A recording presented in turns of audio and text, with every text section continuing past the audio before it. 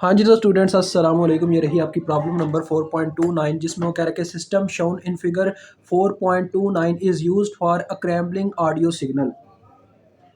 अब ये असल में ना स्क्रैम्बलिंग भी इसे कहा जाता है। इसने ना यहाँ पे अक्रैम्बलिंग लो स्क्रैम्बलिंग भी कहते हैं। बच्चों असल में होता क्या है? एस सी से सिक्योरिटी एक लिहाज से डिनोट किया जाता है। इसका असल में मतलब पता है क्या है? कोई भी ऑडियो सिग्नल जिसको हम प्राइवेट रखना चाहें, यानी कि हम क्या कर रहे हैं, उसको एक जगह से दूसरी जगह जगह डिलीवर करने वाले हैं, लेकिन हमारी ये कोशिश है कि कोई रास्ते में उसको यानी कि हैक ना कर सके, यानी कि वो हमारा मैसेज सुन ना सके। अब ये प्रॉपर्टी किसने इस्तेमाल की थी स्टार्टिंग में, ये आपको बताता हूँ कि जर्मनी जो था ना, जर्मनी जर्मनी और एक दूसरे, अब मुझे कंट्री का नाम नहीं याद, दूसरी कंट्री का, उनके दरमियान चल रही थी वार। तो उन्होंने एक टेक्निक निकाली थी जर्मनी वालों ने, एक मॉड्यूलेशन वाली टेक्निक है, जिसमें आपको पता है मैंने शुरू में आपको ये लॉजिक दिया हुआ है कि मॉड्यूलेशन में होता क्या, हम एक कैरियर सिग्नल देते हैं अपने मैसेज सिग्नल को, और उसको क्या कर देते हैं, मॉड्यूलेशन के थ्रू उसको फिर ट्रांसमिट कर देते हैं। फिर जब वो रिसीवर को रिसीव होता है तो वहाँ पे भी मॉड्यूलेशन डी मॉड्यूलेशन करनी पड़ती है, और हमें फिर से वही कैरियर सिग्नल चाहिए होता है जो हमने यहाँ पे दिया होता है। जब हम बच्चों क्या करते हैं, यानी कि हम अगर प्राइवेट सिग्नल यानी कि सिंपल करते हैं ना, सुप्रेस्ड कैरियर नहीं करते, यानी कि वो तो double side band suppressed carrier आपको याद होगा। एक सुप्रेस्ड कैरियर था, एक था सिंपल फुल कैरियर। जी बिल्कुल, ये है अभी सुप्रेस्ड कैरियर हमारे पास। तो देखिए उससे इफेक्ट क्या होता है। सुप्रेस्ड कैरियर पता है क्या करता है? सुप्रेस्ड कैरियर असल में ना इसके साथ वो नहीं भेजता, कैरियर सिग्नल नहीं भेजता, कैरियर सिग्नल को रिमूव करके भेजता है, जिसकी वजह से जब ये आगे जाएगा तो कोई भी बंदा अगर इसको डी मतलब के स्क्रैम्बलिंग करना चाहेगा, इसकी डी स्क्रैम्बलिंग मीन्स क्या मतलब है, डी मॉड्यूलेशन करना चाहेगा, तो उसको क्या चाहिए होगा, कैरियर सिग्नल। जब तक उसे यही नहीं पता होगा कैरियर सिग्नल क्या दिया गया, वो मेरे सिग्नल को यानी नहीं पढ़ सकता। यानी जैसे मैं कहता हूँ माय नेम इज़ अतीक, या ये कह देता हूँ हमारी चौकी नंबर 2 पे हमला हो चुका है, ठीक है। तो इससे क्या मतलब है, यानी ये जो मेरी आवाज़ है ना, आगे उसको यानी कि मेरे दुश्मन को नहीं पता चलेगी हम आपस में क्या बातें कर रहे होंगे। लाइक मैं कहता हूँ यार वहाँ पे ना जाके ना लाइन माइंस बिछा दो ताकि वो आए तो वो फट जाएं। अगर ये मेरी वो आवाज़ सुन लेते हैं, यानी कि मैं अभी वार के अंदर बात कर रहा हूँ, यानी जर्मनी वालों की बात कर रहा हूँ, वो ऐसे बातें करते थे। तो लिहाजा अगर दूसरा दुश्मन वो बातें सुन लेता तो क्या होता जी, उनको ये नुकसान हो सकता था कि उनकी सारी इंफॉर्मेशन लीक हो जाती और उनके प्लान जो है कामयाब नहीं होते वार में। तो असल में हुआ क्या, उन्होंने जब इस टेक्निक का इस्तेमाल किया, यानी कि स्क्रैम्बलिंग की फॉर्म में, यानी कि सुप्रेस्ड कैरियर की फॉर्म में अपना ऑडियो सिग्नल अपनी दूसरी चौकियों तक पहुंचाते रहे, तो दूसरे जब भी उसको डीमॉड्यूलेट करने की कोशिश करते थे ना, यानी वो डिफरेंट टाइप के कैरियर सिग्नल ट्राई करते थे, तो वो यानी कह लें इतना प्राइवेट होता था कि उनको आवाज़ ही नहीं थी आती। ऐसे आवाज़ आती थी जैसे आप हाई फ्रिक्वेंसी पे चेक करते ना, तो आपको ऐसे सू ऐसे एक मतलब डिफरेंट टाइप की आवाज़ है। यार मैं यहाँ पे जनरेट तो नहीं ना कर सकता अपने मुंह के साथ, यानी मैं यहाँ पे आवाज़ में आपको बता नहीं सकता उसकी। तो आप ऐसे ही समझ सकते हैं, ये आपको आवाज़ आ रही है ना, इस तरह से उनको एक अजीब सी आवाज़ आती थी, वो मैसेज को कैरी नहीं थे कर पाते। डी मॉड्यूलेशन सिर्फ वो कर पाते थे जो दूसरी चौकी पे होते थे, क्योंकि जर्मन उनको ना बताया हुआ था उन्होंने कि हम डी मॉड्यूलेशन के लिए ये सिग्नल इस्तेमाल करेंगे, यानी यही सिग्नल आपको डी मॉड्यूलेशन पे भी चाहिए होगा कैरियर के तौर पे। तो ये वहाँ पे हमारे पास मेन चीज़ थी। अब यही चीज़ आपके ने इस क्वेश्चन में वो कहना चाह रहा है कि मुझे बताएं कि the output Y of T is scrambled, ठीक है जी, यानी आपका वाई ऑफ टी स्क्रैम्बल्ड होगा, वो ये कह रहा है इसमें। तो लिहाजा ये तो स्क्रैम्बल्ड होगा, और आगे लास्ट में देखिए उसने ये भी बताया कि सजेस्ट अ मेथड, यानी हमें कोई एक ऐसा मैसेज सजेस्ट कर दीजिए जिससे हम डी स्क्रैम्बलिंग कर सकें वाई ऑफ टी की, दोबारा से अपना मैसेज सिग्नल हासिल करने के लिए, ठीक है जी। तो चलें इस पर अब बात करते हैं, अब आगे बढ़ते हैं ना। तो सबसे पहले नंबर पे आपको पता है कि हमारे पास यहाँ पे जो अपना यहाँ पे वाई ऑफ टी तो यहाँ पे जाके मिल रहा है ना, यहाँ पे भी एक आउटपुट मिल रही होगी, ये मल्टीप्लायर का काम कर रहा है। यहाँ पे जो आउटपुट मिल रही है उसको हम एक्स ऑफ टी का नाम दे देते हैं, ठीक है जी, जस्ट फॉर आवर अंडरस्टैंडिंग। तो एक्स ऑफ टी हमारे पास क्या आ जाएगा बच्चों, मल्टीप्लायर क्या काम कर रहा है, इन दोनों को आपस में मल्टीप्लाई कर रहा है। ये नीचे वाला कैरियर सिग्नल है, this one is message signal, यानी मेरी ऑडियो जो उसने बोला हुआ है कि ऑडियो सिग्नल को हम आगे भेज रहे हैं, तो लिहाजा यहाँ पे आपस में ये मल्टीप्लाई हो जाएंगे, एक्स ऑफ टी इस पॉइंट पे मल्टीप्लाई होके आ जाएंगे, यानी आ जाएगा एम ऑफ टी और साथ में 2 cos 30,000 पाई टी। अब बच्चों आपको एक चीज़ याद होगी कि इसकी जो हमारे पास मेन फॉर्म होती है ना, उसमें यहाँ पे ओमेगा सी की वैल्यू होती है, ठीक है, ये ओमेगा सी की वैल्यू होती है। ये देखें काज, असल में ना ये हमारे पास इसकी ओरिजिनल फॉर्म होती है काज ओमेगा सी टी, यानी यहाँ पे ये जो नंबर है टी के साथ मल्टीप्लाई हो रहा है, ये ओमेगा सी की वैल्यू है। तो लिहाजा उसी वक्त आपने यहाँ से कैरियर फ्रिक्वेंसी की यानी कैरियर फ्रिक्वेंसी की वैल्यू निकाल लेनी है। ओमेगा सी हमारे पास यहाँ पे किसके बराबर है, 30,000 अब ये यहाँ पे ना वैसे ये लगाते नहीं हैं, ये असल में मैं आपको बताता हूँ उसका लॉजिक क्या, क्यों नहीं लगाते, उसकी रीज़न भी बता दूंगा, मसला नहीं है मुझे। तो साथ में पाई आ जाएगा बच्चों, ठीक है, ये आ गया। अब हम इसके नेक्स्ट स्टेप पे अगर मूव करें तो क्या होगा, ओमेगा सी आप जानते हैं 2 पाई एफ के बराबर होता है ओमेगा, तो लिहाजा ये बराबर आ जाएगा 2 pi F C, which is equal to 30,000 पाई।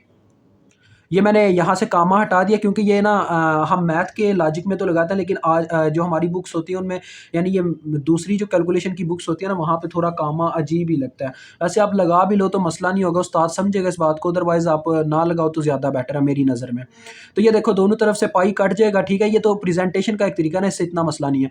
उसके बाद क्या होगा, देखो बच्चों, ये 2 उधर जाकर डिवाइड हो जाएगा, तो एफ सी की आपको नेक्स्ट स्टेप में वैल्यू मिल जाएगी, जो कि कैरियर फ्रिक्वेंसी है, यानी कि यही आपको चाहिए वाई ऑफ टी के सिग्नल को हासिल करने के लिए। देखें होगा क्या, 30,000 यहाँ पे आ जाएगा 30,000 डिवाइडेड बाय 2, तो ये बच्चों आपके पास कितना आ गया 15 किलो, यानी देखो ना 15,000 बन गया ना, यानी कि 15 आ गया ऊपर, और ये आ गया 15,000, तो 15,000 हर्ट्ज़ आ रही है। अब ये हज़ार को मैं ख़त्म करना चाहता हूँ, तो इसको मैं क्या लिख सकता हूँ, 15 किलो हर्ट्ज़, ठीक है जी। अब मैं आपको आपकी एक इक्वेशन याद दिलाने लगूँ जो हमने स्टडी की थी सिंगल साइड बैंड के मतलब फार्मूलाज में, जब हमारे पास यानी हमारा जो सिग्नल है आउटपुट का वाई ऑफ एफ, ये जो वाई ऑफ टी है, ये फ्रिक्वेंसी डोमेन में होता है, तो इसके पास हमारे पास जो सिग्नल होता है वो लाइक इस फॉर्म में होता है, M into F minus F C, ठीक है जी, और सेंटर में प्लस, फिर हमारे पास होता है M into F plus F C, ये हमारे पास बच्चों सिग्नल आ रहा होता है। अब इसमें आपने पास एफ सी की वैल्यू पुट करनी है और आपको पता चल जाएगा वाई ऑफ टी आपका क्या है, ठीक है जी। तो देखिए हमारे पास क्या आ रहा है, Y of F is equal to, ये मैसेज सिग्नल को प्रेजेंट कर रहा है, बस क्या है, ये फ्रीक्वेंसी डोमेन में है, वो टाइम डोमेन में था ये एम। जब हम टाइम डोमेन में होते हैं बच्चों तो हम स्मॉल लेटर से प्रेजेंट करते हैं, जब इसका हम लेते हैं ना फॉरियर ट्रांसफॉर्म, तो ये कैपिटल लेटर से प्रेजेंट किया जाता है फ्रीक्वेंसी डोमेन में।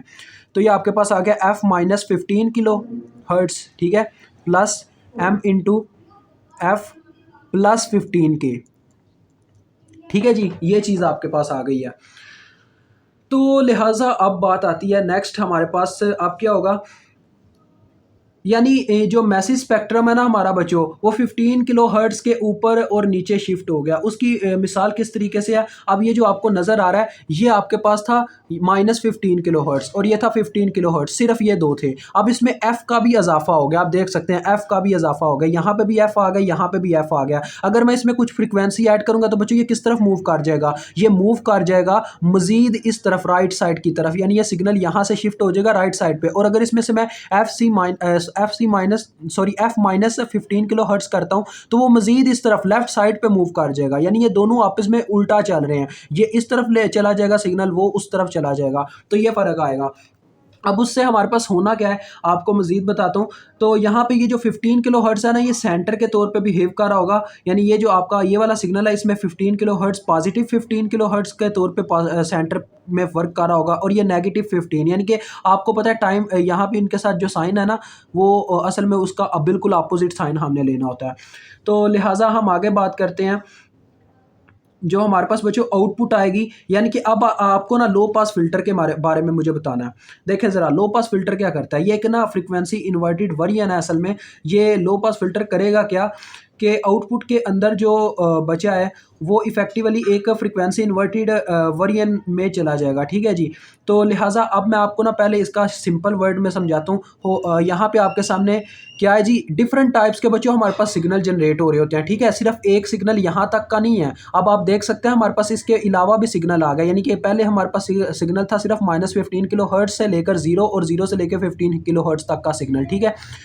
ये ये एक ही सिग्नल था, बस उसके क्या थे, दो यानी कि कैरियर थे, दो साइड बैंड्स थे। तो अब बात क्या हुई है, हमने एक और ऐड कर दिया, एफ सी -15 किलो हर्ट्ज़ भी आ गया, सॉरी एफ -15 किलो हर्ट्ज़ भी आ गया और एफ +15 किलो हर्ट्ज़ भी आ गया। तो एक इससे ज़्यादा यानी कि अपने पास फ्रीक्वेंसी वाला सिग्नल आ गया, और अगर उसको छानबीन करके देखा जाए ना तो वो 13 किलो हर्ट्ज़ के करीब करीब, यानी कि 15 से ज़्यादा ही होगा। अब ये लो पास फिल्टर क्या कह रहा है बच्चों कि यहाँ पे इसकी रेंज देखे सेट की गई है 0 से 15 किलो हर्ट्ज़, यानी इसका पता क्या मतलब है, ये सिर्फ उस सिग्नल को यहाँ से गुजरने देगा एक्स ऑफ टी के, सिर्फ उस सिग्नल को, यानी ये जो हमने फाइंड आउट किया ना यहाँ पे एक्स ऑफ टी का का सिग्नल, जिसमें आपने देखा कि हमारे पास रिजल्ट में ये फॉर्म बन रही है। अब ये क्या करेगा, सिर्फ उस सिग्नल को गुजरने देगा जिसकी फ्रिक्वेंसी 0 और 15 किलोहर्ट्ज़ के सेंटर में होगी, ठीक है। यानी यहाँ 0 या 15 किलोहर्ट्ज़ हो तब भी सिग्नल गुजर जाएगा, लेकिन 15 किलोहर्ट्ज़ से ज़्यादा हुई तो उसको गुजरने नहीं देगा। यानी कि फॉर एग्जांपल हमारे पास एक और सिग्नल है जो कि यहाँ से आ रहा है मल्टीप्लायर के बाद है, फॉर एग्जांपल 30 किलोहर्ट्ज़ का भी सिग्नल आ रहा है, तो ये उसको रोक देगा, ठीक है। यानी उसको आगे गुजरने नहीं देगा, सबसे लोवेस्ट फ्रिक्वेंसी की जो रेंज सेट की गई है सिर्फ उसको जाने देगा, तो वाई ऑफ टी की तरफ वो वाला सिग्नल जाएगा। तो अब आपके पास ना बच्चों लास्ट में क्या होगा, जब आप इस इन्वर्टेड यानी कि लो पास फिल्टर में से गुजर जाओगे तो आपके पास वाई ऑफ एफ आ रहा होगा एम इंटू एफ, जो आपका है वो इन्वर्टेड फॉर्म में चला जाएगा। मैं आपको बताता हूँ किस तरीके से ये फॉर्म आपके पास बन के आई होगी।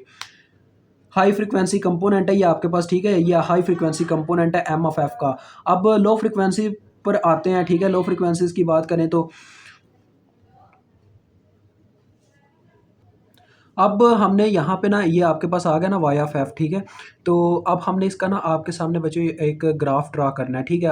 आपके पास पहले तो वो शुरू में वो ग्राफ था, क्वेश्चन में दिया गया था। अब हम ग्राफ ड्रा करने जा रहे हैं जो हमें आउटपुट के बाद मिलेगा, ठीक है। आउटपुट मीन्स यानी वाई ऑफ टी पे जो आपको मिल रहा होगा। तो ये आपके सामने ड्रा करने लगा हूँ मैं, बहुत ईजी है, ज़्यादा इशू वाला काम नहीं है। तो इस साइड पे हम ये पॉइंट ले लेते हैं -15 किलोहर्ट्ज़, ठीक है जी। और इस पॉइंट पे मैं ये वाला पॉइंट ले लेता हूँ 15 किलोहर्ट्ज़ का, और सेंटर यहाँ पे ले लेते हैं।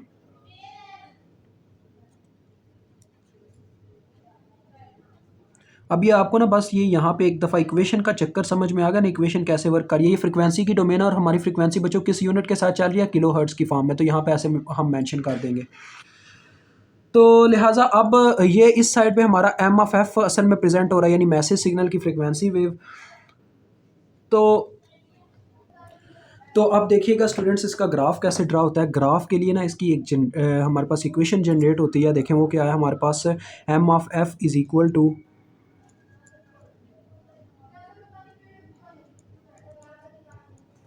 इसी एक फार्मूले से ना हमने एम ऑफ एफ को जनरेट किया होता है। तो वो हमारे पास देखें क्या फार्मूला बनता है, 1 माइनस फ्रिक्वेंसी की यहाँ पे आ जाएगी बच्चों, क्या नाम है, मैग्नीट्यूड, ठीक है, जो फ्रिक्वेंसी आप पुट करेंगे, और बटे में आपकी एफ सी आ जाएगी, यानी कि आपकी कैरियर फ्रिक्वेंसी। तो कैरियर फ्रिक्वेंसी आपके पास कितनी है, 15,000 है। ये आपके पास ना असल में फार्मूला होता है, ये फार्मूला होता है मैसेज सिग्नल की, यानी अगर आपको जब ग्राफ ड्रा करना पड़ता है तो इस फार्मूले को आप फॉलो करते हो, ठीक है। नज़र तो आपको आ ही रहा है। तो ये इसका फार्मूला जिसको हम इस्तेमाल करेंगे। यहाँ पे देखें, आप ज़रा गौर कीजिएगा, मैं यहाँ पे कैलकुलेटर अवेलेबल कर देता हूँ। ये और ये भी चीज़ आप जानते हैं बच्चों, ये हमने ना मैग्नीट्यूड इसलिए लिया है ताकि ये दोनों पॉइंट्स यहाँ पे यानी कि इसमें हम यहाँ पे मेंशन आउट कर सकें, क्योंकि मैग्नीट्यूड लूँगा ना तो पॉजिटिव की भी बात हो जाएगी, नेगेटिव की भी बात हो जाएगी। तो इस यहाँ पे आपने साथ में कंडीशन अप्लाई यानी लिखनी है कि ये उस वक्त तक यानी कि एप्लीकेबल इक्वेशन जब तक आपकी जो फ्रिक्वेंसी की मैग्नीट्यूड है वो यहाँ तो लेस देन है या इक्वल टू है 15,000, ठीक है जी। अभी आपको यार ये थोड़ा सा करीब करके दिखा रहा हूँ, ठीक है। और दूसरी कंडीशन, बाकी सब कंडीशन में ये एल्सवेयर 0 है। उसकी रीज़न आपने देखा कि लो पास फिल्टर क्या कह रहा है, लो पास फिल्टर कह रहा है मैं सिर्फ 15,000 की यानी कि जो अपने पास फ्रिक्वेंसी है उस फ्रिक्वेंसी के सिग्नल को आगे गुजरने दूंगा। डैट्स वाई ये आपने इक्वेशन याद रखनी है हमेशा। आप जब ग्राफ ऐसे ड्रा करते हो ना बाद में, तो आप इसी इक्वेशन की मदद से करते हैं, 1 माइनस आपकी फ्रिक्वेंसी की मैग्नीट्यूड और बटे में आपने जो कैरियर फ्रिक्वेंसी फाइंड आउट की होती है। तो अब मैं आपको ना यहाँ पे कैलकुलेटर के थ्रू सॉल्व करके दिखाने लगा हूँ। देखो बच्चों, पहला तो यार सिंपल सा प्रोसीजर है, हम 3 पॉइंट से फाइंड आउट कर लेना, कैलकुलेटर की ज़रूरत ही नहीं पड़ती है। देखो यहाँ पे आपकी फ्रीक्वेंसी 0 है, ज़रा चेक कीजिएगा। पहले मैं -15 पुट करता हूँ, यहाँ पे ये मैं रफ अमल में करता हूँ 1 माइनस, यहाँ पे जब -15 के पुट होगा तो -15 के +15 के हो जाएगा ना, क्योंकि हम फ्रीक्वेंसी की मैग्नीट्यूड ले रहे हैं, तो लिहाजा -15 के कन्वर्ट हो जाएगा +15 के में, ठीक है जी। और बटे में आपको पता है ऑलरेडी 15 के है, क्योंकि ये फ्रीक्वेंसी हमारी FC 15 के बराबर है। अब ये देखो, ये दोनों आपस में कटे तो हमारे पास क्या रिजल्ट आ रहा है, ये 1 आ रहा है, 1 - 1 0 आ रहा है, यानी इसके ऊपर हमारे पास 0 वैल्यू होगी।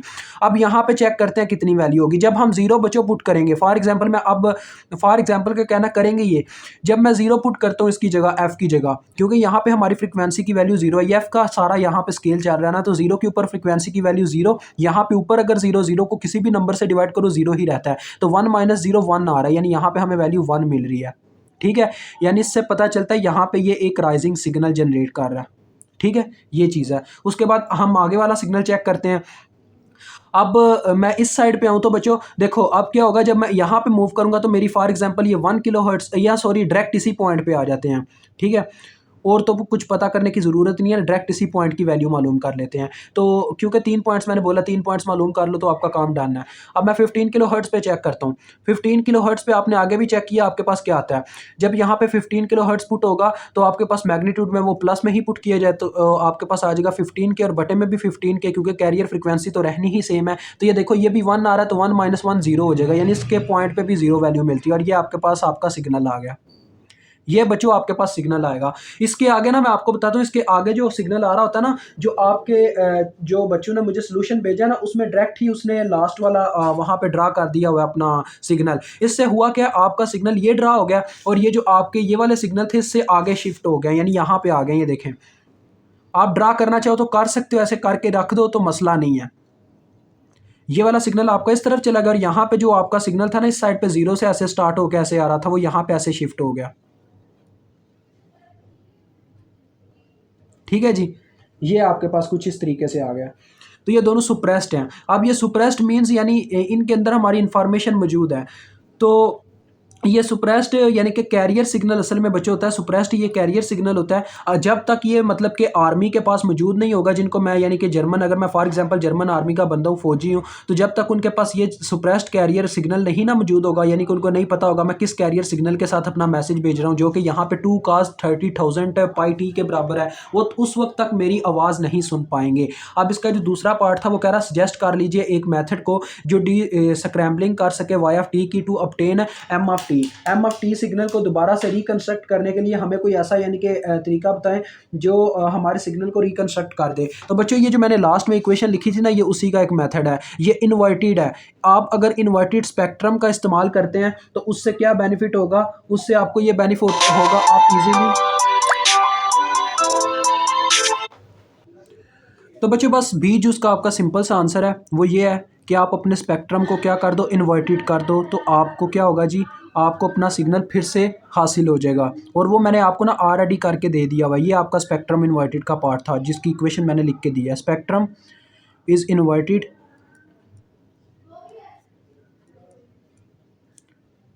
फॉर आगे आप लिख दें for the process of descrambling Y of T. ठीक है जी, टू ऑब्टेन यानी आपने लिखना है स्पेक्ट्रम इज़ इन्वर्टेड, यानी कि उसको इन्वर्ट कर दिया जाएगा। फॉर ऑब्टेनिंग, ऑब्टेनिंग आप इस तरह से लिख सकते हैं, हाँ ये ठीक रहेगा। ऑब्टेनिंग एम ऑफ टी यानी कि मैसेज सिग्नल हासिल करने के लिए किस में से, फ्रॉम वाई ऑफ टी। ठीक है, स्क्रैम्बल्ड वाई ऑफ टी, क्योंकि स्क्रैम्बलिंग हुई हुई है ना उसकी, तो स्क्रैम्बल्ड लिखना ज़्यादा बेटर रहेगा इसके लिए वर्ड।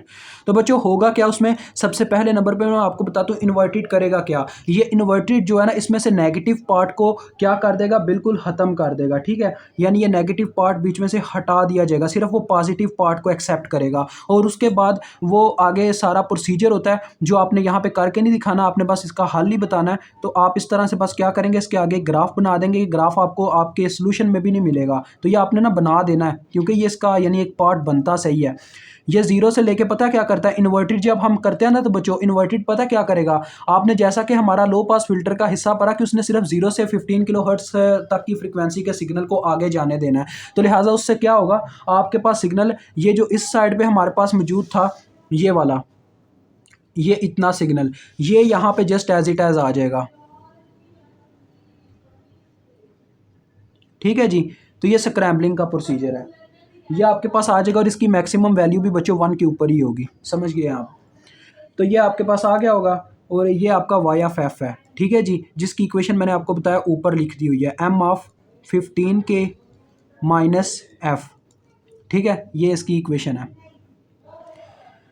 तो लिहाजा अगर आप इसका ये ग्राफ ड्रा करना चाहें ना तो काफ़ी सिंपल है बच्चों। इस f की जगह ना रिप्लेसमेंट हो जाएगी इसकी 15 के माइनस एफ यहाँ पे आ जाएगा, ठीक है। यानी इसका ग्राफ अगर आप ड्रा करना चाहें तो आपकी वही इक्वेशन है, यानी कि मैंने आपको बता दिया ये एक जनरल इक्वेशन है जिसको हम इस्तेमाल करते हैं। बस आपकी frequency according to your conditions जो है ना चेंज होती रहती है। अब मुझे जब ये चाहिए होगा m ऑफ 15 के माइनस एफ के लिए, तो बस क्या होगा, इस फ्रिक्वेंसी की जगह आ जाएगा 15 के माइनस एफ। तो देखें पहले जीरो पुट होगा तो मेरे पास आएगा 15 के डिवाइडेड बाय अपने पास 15 के 1 बनेगा। यार एक आपको दो कैलकुलेशन आपको करके दिखाता हूं ताकि आपको ना समझ आ जाए ये कैसे ड्रा होता है। देखें वही आपके पास बच्चों m ऑफ f है, उसकी इक्वेशन ऐसे आपके पास आ जाएगी। देखें हमारे पास अब m ऑफ f की जगह m ऑफ 15 के minus F which is equal to अब क्या आ जाएगा, अब आपके पास आएगा 1 माइनस एफ की वहां पे मैग्नीट्यूड थी ना, तो मैग्नीट्यूड एफ की जगह अब हमारे पास क्या है, एफ की जगह एम एफ, यानी कि यहां पे आ चुका है 15 के माइनस एफ आ चुका होगा। तो ये चीज़ यहाँ पे पुट हो जाएगी और बटे में वही क्रिटिकल फ्रीक्वेंसी, और बाकी एल्सवेयर जीरो आप सारा जानते हैं, ये वाला मैंने आपको बताया। तो होगा क्या, अब देखें मैं आपको दो वैल्यूज पुट करके दिखाने लगा हूँ।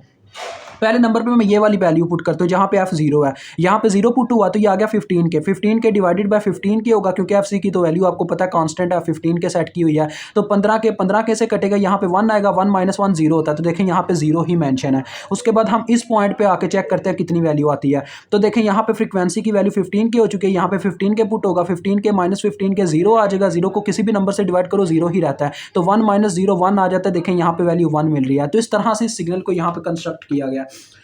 तो ये आपके पास किसकी इक्वेशन है बच्चों, आपके पास ये उस टाइम की इक्वेशन है जब आपने अपने सिग्नल को इन्वर्ट कर दिया, उसके ऊपर इन्वर्टर अप्लाई कर दिया अपने मैसेज सिग्नल को हासिल करने के लिए एक स्क्रैम्बलिंग सिग्नल में से, जो यानी जिसके अंदर इंफॉर्मेशन सेफ है प्राइवेसी फॉर्म में, ठीक है। तो आप यहाँ पे देख सकते हैं इस फार्मूले में भी आपको क्रिटिकल फ्रीक्वेंसी की ज़रूरत होती है। तो यही चीज़ है, यानी कि जब तक कैरियर सिग्नल की फ्रीक्वेंसी हमारे पास मौजूद नहीं होगी हम अपने सिग्नल को हासिल नहीं कर पाएंगे। That is the main procedure and main concept of suppressed carrier का बच्चों, सुप्रेस्ड कैरियर का, ठीक है जी।